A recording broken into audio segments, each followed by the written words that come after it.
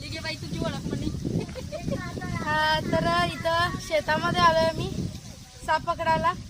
खरं तर अशा ठिकाणी साप पकडायची गरज नसते, कारण साप कुठं राहणार, शेतातच राहणार. पण इथं काम करत होता महिला. गुलाबाई पहिला व्हिडिओ काय आलेलाच नाही हो तुम्ही.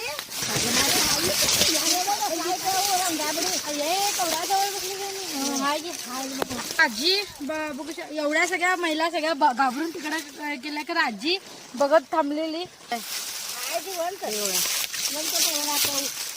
मी असं पहिला पकडलंय, मातीमध्ये दिसत पण नाही साप, आणि इथं अडचण पण आहे. बघू शकताय, गोणस आहे, अंदाजे 2 ते 2.5 ते 3 वर्षाचा हा गोणस आहे.